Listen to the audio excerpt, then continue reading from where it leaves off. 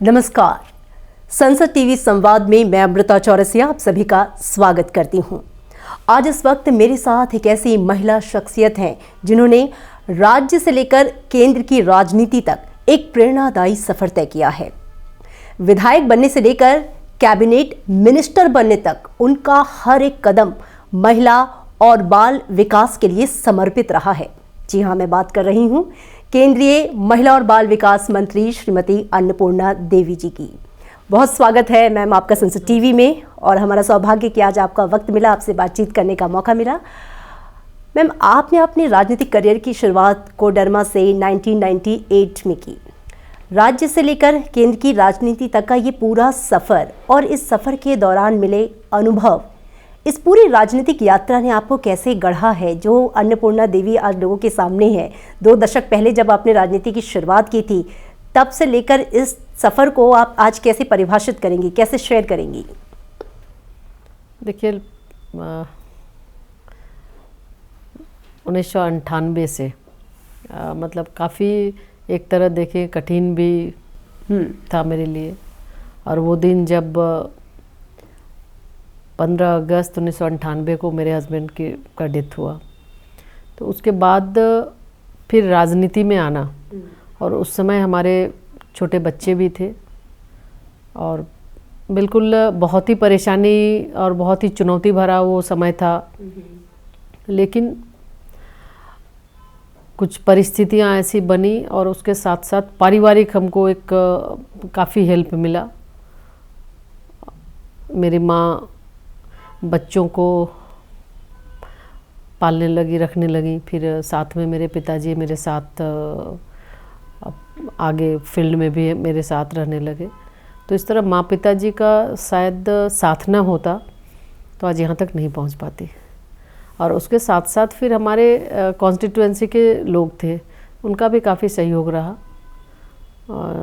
एक तो परेशानी होती है जब हम किसी राजनीति क्षेत्र में आते हैं, तो बहुत तरह के चैलेंजेस भी होते हैं, बहुत परेशानियां होती हैं, लेकिन इन सारे चीज़ों को से आगे बढ़ते हुए पारिवारिक मदद भी मिलता रहा, जिसके वजह से हम फिर राजनीति के क्षेत्र में प्रवेश किए। और धीरे धीरे चूँकि ऐसा सफ़र रहा कि जब कोई चीज़ को अगर हम ठान लेते हैं, और हमें तो लगता है कि महिलाओं को ये एक शक्ति प्रदान किया हुआ है, ईश्वर की एक असीम कृपा भी होती है, इसीलिए सुपर वुमेन की उपाधि दी गई है। बिल्कुल बिल्कुल। इसीलिए तो जिसके वजह से कि घर से लेके बाहर तक कोई भी जिम्मेवारी आपको मिलती है तो उसको बखूबी आप निभा सकते हैं। और यही कमोबेश मेरे साथ भी रहा, और लगातार राज्य की राजनीति में रहते रहते आज केंद्र तक पहुंची हूं। तो उसमें बहुत ज़्यादा हम आपको बताएं कि श्रेय हमारे माता पिता का भी रहा, श्रेय हमारे परिवार के लोगों का भी रहा, और अपने क्षेत्र के लोगों का भी रहा।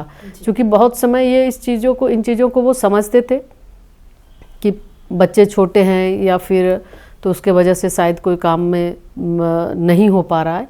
लेकिन फिर भी ये हमेशा से मेरे मन में होता था कि अगर मुझे ये जिम्मेवारी मिली है तो उस जिम्मेवारी को सही ढंग से निभाऊं, किसी को ये शिकायत का मौका ना दूं। तो इसको लेके बैलेंस बना पाना बच्चों के साथ और फील्ड के साथ, तो बैलेंस बनाते हुए आगे बढ़े। और हमें लगता है कि हर किसी को ये हम कहना भी चाहेंगे कि कोई भी जो कि राजनीति में अलग अलग तरह की चुनौतियां होती है। बेशक चुनौतियां होती है, जब तक परिवार का साथ न रह पाए आप घर से बाहर नहीं निकल सकते हैं। तो परिवार का सहयोग भी बहुत ही अनिवार्य होता है। तो कोई भी अगर चाहे, फिर हमारा जो अगर लक्ष्य है कि हम अपने लक्ष्य में कैसे लक्ष्य को हासिल करें, मन में चाहत है तो वो लक्ष्य भी हम हासिल कर सकते हैं। और हर विघ्न बाधा को तोड़ते हुए आगे बढ़ना ही ज़िंदगी है। और उससे ज़्यादा जब हम मातृभूमि की बात करते हैं तो महिला ही हैं जो कि हर चीज़ों को, हर एक परिस्थिति को वो झेलते हुए आगे बढ़ती हैं। क्या अपेक्षाएं, बच्चों की क्या अपेक्षाएं हैं, क्षेत्र के अंदर लोगों की क्या अपेक्षाएं हैं, हमारे गार्जियन की क्या अपेक्षाएं हैं, तो उन सारे चीज़ों को लेकर काम करना, कहीं ना कहीं बैलेंस बनाना पड़ता है। और उसको बनाते हुए आज यहाँ पे पहुँचे हैं। हम सबसे ये आग्रह भी करेंगे, हम ये बोलना भी चाहेंगे आपके माध्यम से, बहुत सारे जब ये एक संदेश जाए लोगों के बीच में कि कोई भी चीज़ मुश्किल नहीं है, बशर्ते देखने का, सोचने का नज़रिया सही होना चाहिए। बिल्कुल। तो इसलिए चाहे वो राजनीति का क्षेत्र हो या अन्य क्षेत्र, हर जगह हम सफलता हासिल कर सकते हैं, बशर्ते कि हम उस पर सही ढंग से काम करें, ईमानदारी के साथ काम करें और एक लगन के साथ हम काम करें, तो हमें लक्ष्य हासिल होता है। और राजनीति का क्षेत्र थोड़ी परेशानी ज़रूर होती है, लेकिन अगर हम ये तय करते हैं कि हमें यहाँ तक पहुँचना है तो अपने आप रास्ता बनता चला जाता है। इसलिए तो कहते हैं impossible itself says that I am possible, और जहाँ पे चाह है वहाँ पर राह तो है ही। बिल्कुल। आप एक महिला जनप्रतिनिधि हैं। महिला जनप्रतिनिधि के लिए जो राजनीति का एक क्षेत्र है वो किस तरह की चुनौतियाँ लेकर आता है, और आपने भी क्या वो चुनौतियाँ फेस की? जैसा कि आपने बताया कि माँ बाप का असीम सहयोग आपके साथ रहा, क्षेत्र की जनता का सहयोग आपके साथ रहा, लेकिन बहुत से ऐसे लोग हैं जिन्हें शायद साथ भी ना मिल पाता हो। तो एक संदेश मैं ज़रूर चाहूँगी, खासकर विमेन जो रिप्रेजेंटेटिव्स हैं उनके लिए आपके माध्यम से, कि पॉलिटिक्स को अगर वो एज ए करियर ऑप्ट करना चाहती हैं तो किस तरीके से वो अपने आप को मजबूत बनाएं और किस तरीके से इस क्षेत्र में बुलंदियों को छुएं। देखिए, ऐसे अपने इस पॉलिटिक्स की बात शुरू की है तो ज़रूर हम कहना चाहेंगे कि राजनीति में अभी तो माननीय प्रधानमंत्री जी ने अभी नारी शक्ति वंदन अधिनियम अभी लोकसभा में पारित भी हुआ है जी। और देखें तो हर एक क्षेत्र में महिलाएं अब आगे आने लगी हैं। एक अच्छा अवसर सरकार की ओर से मिल रहा है और चुनौती हर जगह है। हम कहीं भी काम करें, हम घर में हैं तब भी चुनौती है। घर को बैलेंस करना, हर किसी को खुश रखना, वो भी एक बहुत ही डिफ़िकल्ट टास्क होता है। तो मल्टीटास्किंग हमारे नस नस में है, महिलाओं के नस नस में है। निश्चित रूप से हम ये कहना चाहेंगे कि राजनीति में भी चुनौतियाँ आती है, लेकिन उसको पार करके आगे जाना होगा। और अगर खुद हम ये तय करते हैं, जैसे हमने पहले भी कहा कि लक्ष्य को अगर हम तय करते हैं कि हमें कहाँ जाना है, हमें क्या करना है, तो फिर ज़्यादा परेशानी नहीं होती है। फिर उसको हम अपने, चूँकि मिशन में हमें कामयाब होना है तो उसके लिए हमें काम करना है।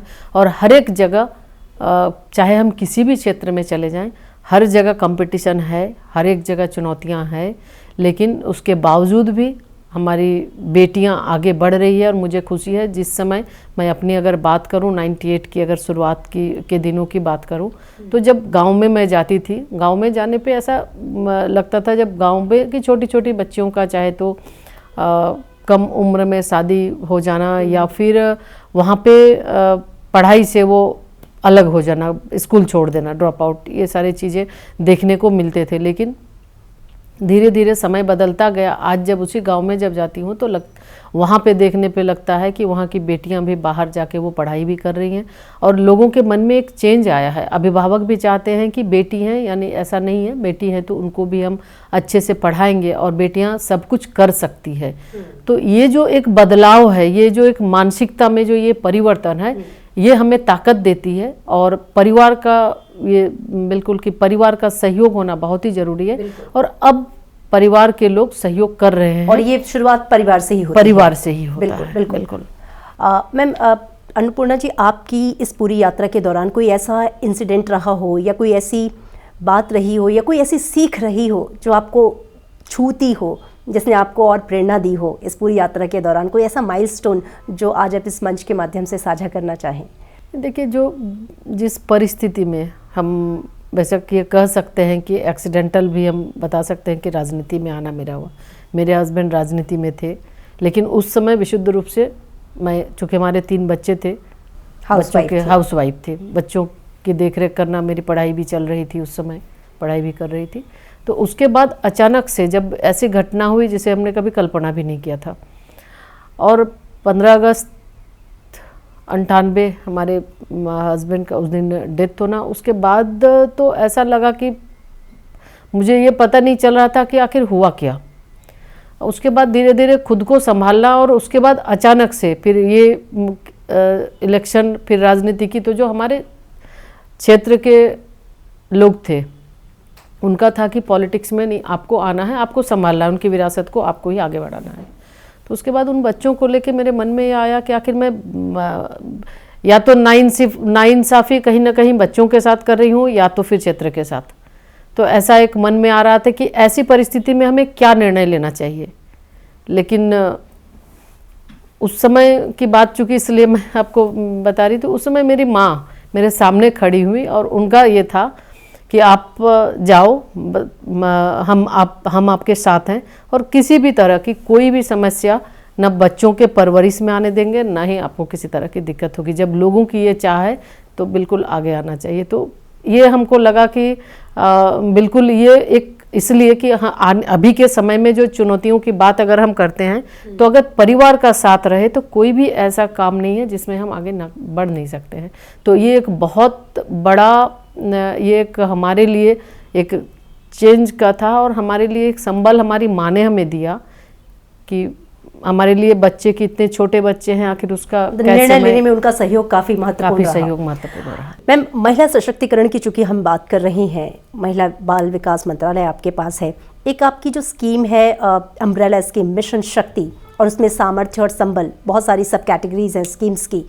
इन स्कीम्स का ग्राउंड लेवल पे जो इम्पैक्ट है, जो प्रभाव है, उसे आप कैसे देखती हैं? कितनी उपलब्धियां इन स्कीम्स के ज़रिए अभी आप देख रही हैं सशक्तिकरण की दिशा में, और आगे अगर कुछ चुनौतियां हैं तो उस पर किस तरीके से काम किया जा रहा है? देखिए, ये मिशन शक्ति का लक्ष्य, जैसे कई हमारी योजनाएं थी, स्कीम्स थी, उसको एक करके मिशन शक्ति के रूप में उसमें संबल और सामर्थ्य, तो उसमें हर तरह की महिलाओं को, जो संकटग्रस्त महिलाएं हैं उनको हम कैसे मदद कर सकते हैं। तो वन स्टॉप सेंटर के माध्यम से, हेल्पलाइन, महिला हेल्पलाइन के माध्यम से, नारी अदालत के माध्यम से, इन सारी योजना के माध्यम से जो महिलाएं हैं, जो संकट में फंसी हुई महिला है, उनको हम मदद करने के लिए इस तरह की सुविधाएं उपलब्ध कराते हैं, ताकि महिला हेल्पलाइन के माध्यम से अगर वो जब फ़ोन करती हैं तो निश्चित रूप से तुरंत ओएससी के माध्यम से उनको ये मदद मिलती है।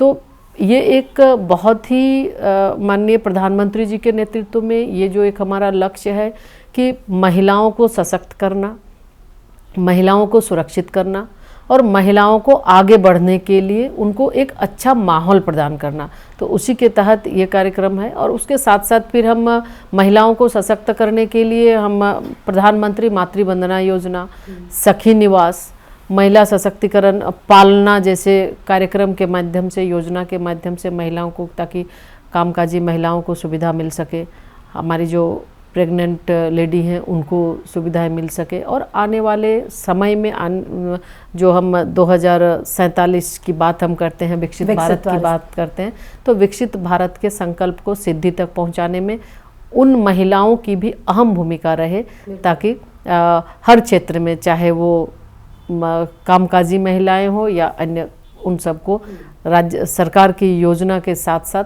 सरकार की योजना का लाभ भी मिल सके और उन्हें आगे बढ़ने में सहयोग मिल सके। बिल्कुल, और इसीलिए सरकार विमेन लेड डेवलपमेंट की बात करती है। प्रधानमंत्री ने कई मौक़ों पे कहा कि 2047 तक विकसित भारत का जो सपना है वो तभी पूरा होगा जब ये डेवलपमेंट जो है वो विमेन लेड डेवलपमेंट हो। पिछले बजट में भी हमने देखा कि विमेन लेड डेवलपमेंट की जो स्कीम्स थी उसमें बहुत ज़्यादा एलोकेशंस किए गए और उसका रिजल्ट हम धरातल पर देख रहे हैं। तो विमेन लेड डेवलपमेंट की जो पूरी अप्रोच है उसे आप लोग कैसे साकार कर रहे हैं? देखिए, महिलाओं को कैसे आगे बढ़ाना है सशक्तिकरण की दिशा में, तो विमेन लेड डेवलपमेंट के माध्यम से, चूँकि ये एक माननीय प्रधानमंत्री जी के माध्यम से, चूँकि उनकी ये सोच है कि आधी आबादी जब तक सशक्त नहीं होंगी तब तक हम देश को आगे बढ़ाने में, या 2047 का जो भारत है वो सपना अधूरा रहेगा। बिल्कुल, बिल्कुल। तो इसके लिए हर तरह की वो सुविधाएं महिलाओं को दी जा रही है। चाहे अगर हम स्कीम्स की अगर बात करें तो स्कीम्स में भी मुद्रा योजना हो, पीएम स्टार्टअप इंडिया हो, स्टैंड अप इंडिया हो, या फिर रूरल डेवलपमेंट के माध्यम से जो महिलाओं को सशक्तिकरण की दिशा में वहाँ लखपति दीदी बनाने की बात हो, 10 करोड़ से ज़्यादा एसएचजी से महिलाओं को जोड़ा गया है। तो इस तरह की योजना के माध्यम से महिलाएं आत्मनिर्भर बनेंगी। ड्रोन दीदी के माध्यम से तो महिलाएं आत्मनिर्भर बन रही हैं, महिलाएं स्वावलंबी बन रही हैं, और उज्ज्वला योजना है। उसके साथ साथ आप देखें तो प्रधानमंत्री आवास योजना के माध्यम से भी महिलाओं के नाम से संपत्ति होने लगी है। तो कहीं ना कहीं अनेक अलग अलग विभागों के माध्यम से महिलाओं को जो लाभ प्रदान किया जाता है, जो योजनाएं दी जाती है, उससे आत्मबल में भी वृद्धि होती है और जिसके वजह से आज महिलाएं हर एक क्षेत्र में, आज हम स्टार्टअप से स्पेस तक देखें तो महिलाएं आगे बढ़ रही हैं और सरकार की योजना का लाभ भी ले रही हैं और उन्हें काफ़ी इससे सहयोग भी मिल रहा है। बिल्कुल मैम, एक बहुत ही इम्पॉर्टेंट इनिशिएटिव जो आपके ही माध्यम से लिया गया, शी बॉक्स इनिशिएटिव, ये जो डिजिटल प्लेटफॉर्म है, इसको इम्प्लीमेंट करने के बाद इसके रिजल्ट को, इसकी उपलब्धियों को आप कैसे देख रही हैं, और ये रिमोट एरियाज़ में, दूर दराज इलाकों में ग्रामीण महिलाओं तक इसकी पहुंच हो, उसके लिए मंत्रालय क्या कर रहा है? देखिए, शी बॉक्स पोर्टल का अपग्रेडेड वर्जन अभी लॉन्च किया गया और इसका मुख्य उद्देश्य कि जो हमारी महिलाएं हैं, चाहे वो ऑफिस में काम करने वाली महिलाएं हों या फिर अन्य क्षेत्र में, प्राइवेट सेक्टर हो, सरकारी ऑफिस में हो, जहाँ भी, कि वो एक भयमुक्त वातावरण में काम कर सके। और इसके लिए ये जो डिजिटल पहल है शी बॉक्स पोर्टल, कि अगर उनके साथ किसी भी तरह का उत्पीड़न होता है तो वो स्वयं उस पर रजिस्टर्ड कर सके। और हर एक ऑफिस में, अभी हम आपको बताएं कि भारत सरकार के अंतर्गत सभी ऑफिस इसमें ऑनबोर्ड हुए हैं और उसके तहत एक इंटरनल कमिटी होती है कि किसी भी महिला अगर वहाँ पे अगर वो शिकायत दर्ज करती है, उनके साथ किसी भी तरह की छेड़खानी या अन्य कोई परेशानी होती है, तो उस कमेटी के द्वारा समय समय पर उस शिकायत पर वो मॉनिटरिंग करते हैं और इस तरह से मैंने एक भयमुक्त वातावरण देकर, ताकि हमारी महिलाएं सुरक्षित महसूस कर सके और वो काम कर सके। तो इसी को नीचे स्तर तक, अभी राज्य में भी सभी राज्य सरकारें इसमें ऑनबोर्ड हुई है। सभी राज्य सरकार के साथ लगभग 666 नीचे स्तर तक, यानी जिलों तक, जिला से लेके नीचे पंचायत और प्रखंड स्तर तक डिपार्टमेंट इसमें सभी जुड़े हैं, अन्य अन्य ऑफिस इसमें जुड़े हैं और नीचे स्तर, पंचायत स्तर तक काम करने वाली महिलाओं को इसके बारे में हम लोग जानकारी भी देते हैं। और इसके अंदर हम जागरूकता के लिए भी पहल अभी चल रही है कि कैसे नीचे स्तर तक महिलाओं को इसकी जागरूकता हो सके और वो इसमें भयमुक्त वातावरण में वो काम करे और बिल्कुल जो भी कंप्लेन करती हैं उनका वो गोपनीय रहता है, कहीं भी उसके बारे में, उनकी आइडेंटिटी पे कहीं कोई दिक्कत नहीं है। तो इसलिए गोपनीय तरीके से वो अपना वो वहाँ पे कंप्लेन भी कर सकती हैं और एक भयमुक्त वातावरण में वो काम कर सकती हैं। बिल्कुल। आज का भारत डिजिटल भारत हम जानते हैं, तो डिजिटल इंडिया को वुमेन एम्पावरमेंट के साथ मंत्रालय कैसे जोड़ रहा है? एक औरत अगर सक्षम होना चाहती है तो आर्थिक स्वतंत्रता भी बहुत ज़रूरी है। तो आर्थिक स्वतंत्रता और उसके साथ ही डिजिटल साक्षरता, कैपेसिटी बिल्डिंग की भी अगर हम बात करें तो उसके तहत मंत्रालय की क्या योजनाएं हैं? माननीय प्रधानमंत्री श्री नरेंद्र मोदी जी की डिजिटल इंडिया पहल से महिलाओं के सशक्तिकरण पर महत्वपूर्ण प्रभाव डाला और तकनीकी प्रगति और सरकारी पहलों के माध्यम से अब महिलाएं डिजिटल युग में सक्रिय भूमिका निभा रही हैं और डिजिटल साक्षरता, टेक्नोलॉजी तक उनकी पहुंच बढ़ रही है और डिजिटल माध्यम से काम करने में भी उन्हें आसानी हो रही है। वो आराम से वो इंटरनेट एक्सेस कर रही हैं और अन्य जो अभियान है, प्रधानमंत्री ग्रामीण डिजिटल साक्षरता अभियान और कॉमन सर्विस सेंटर जैसी पहल लागू हुई है, जिसके माध्यम से ग्रामीण स्तर पर लोगों को इसकी सुविधाएं मिल रही है और उसका बहुत ही आसानी से लोग इसका फ़ायदा उठा रहे हैं। और इस पहल से खास करके देखें तो बहुत परिवर्तन लोगों के जीवन में आया है। अगर हम बात करें डिपार्टमेंट की, इसी पहल के वजह से आज जो पोषण ट्रैकर हमारा है, जिसमें आप लोग को गोल्ड मेडल मिला 2024 में जी, तो पोषण ट्रैकर के माध्यम से आज कहीं ना कहीं जो आंगनवाड़ी केंद्र की हमारी वर्कर हैं तो उनको शायद 7-8 रजिस्टर उनको भरना पड़ता था। वो बहुत टाइम टेकिंग भी, बहुत टाइम टेकिंग काम था और उन्हें बच्चों को देखना है, एक तरफ ये रजिस्टर भरने हैं। तो ये जब से टेक्नोलॉजी में उनको हम टेक्नोलॉजी के साथ जब से हमने जुड़ा है, पोषण ट्रैकर यानी लगभग 12 लाख आंगनवाड़ी केंद्रों में अब तक उसकी पहुंच हुई है।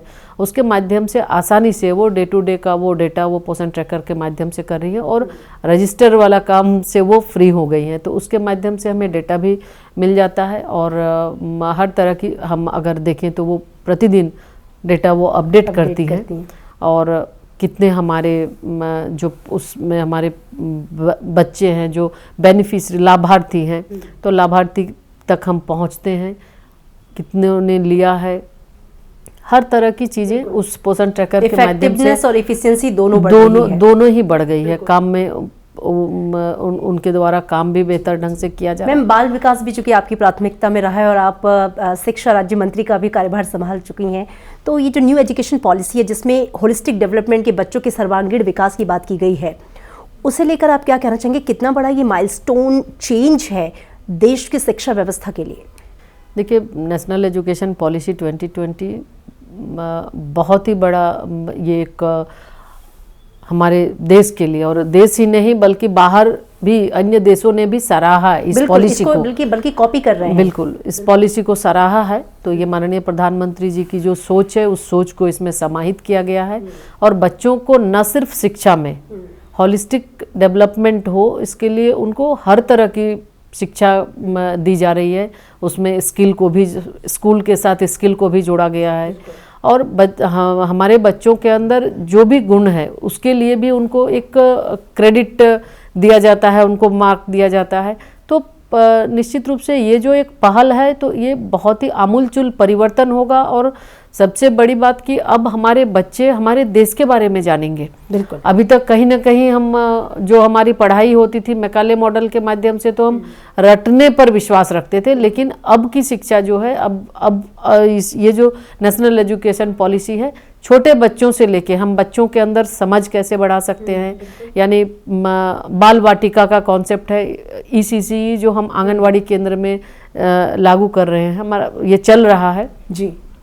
हम आंगनवाड़ी केंद्र की जो हमारी वर्कर है उनको ट्रेनिंग देकर बच्चों को, जब छोटे बच्चे हैं 3 साल से 6 साल के बच्चे आंगनवाड़ी केंद्र में आते हैं, तो जो राष्ट्रीय शिक्षा नीति है नेशनल एजुकेशन पॉलिसी उसके माध्यम से ये कहा गया है, तो उसके साथ अलाइन करके कि ताकि बच्चे सिर्फ पोषण नहीं, पोषण के साथ साथ पढ़ाई भी हो, तो यानी कि कैसे बच्चों का संपूर्ण विकास हो सके इस शिक्षा नीति में दर्शाई गई है और इसके माध्यम से हम ये क्रमशः आगे बढ़ ही रहे हैं और इससे काफ़ी फ़ायदा भी हो रहा है कि बच्चों के अंदर जो टैलेंट है तो वो हमें दिख भी रहा है। बिल्कुल बिल्कुल।